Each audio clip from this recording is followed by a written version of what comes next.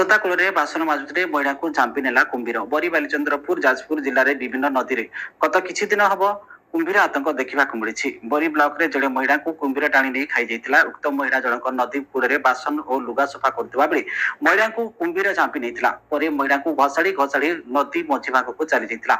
महिला जनक कुंभीर कबलरू मुक्तिबा उद्यम करथिले मध्य सफल होई पारि नथिले।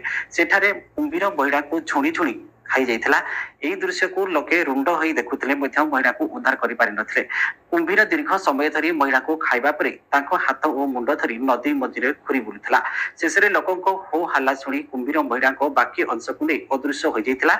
एभली घटना घटिछि जाजपुर जिला बरी ब्लॉक अधीन बौद्ध पंचायत कंथिया ग्राम रे। मृत महिला ए ग्रामर सुखदेव मोहला पत्नी सौदामिनी मोहला 57 वर्षर बोली जना पड़छि। बिंजरपुर दमकल बाहिनी पहुंची खोजाखोजी करथिले मध्य कौनसी संधान पाइ नथिले। सेपरि परचणा ब्लॉक बालीपड़िया पंचायत अंतर्गत मातकतपुर ड्रेनेज कटर बालीपड़िया ढंडा सही तुठ निकटर आज 6 फुट लंबर एक मृत कुंभीर भासुवा देखा मिलता। चंडीखोल बनपाड़ कृष्णचंद्र टुडू घटनास्थल को आसी मृत कुंभीर को उद्धार कर व्यवच्छेद पर बड़छाणा प्राणी संपद कार्यालय को नहीं सूचना मिली।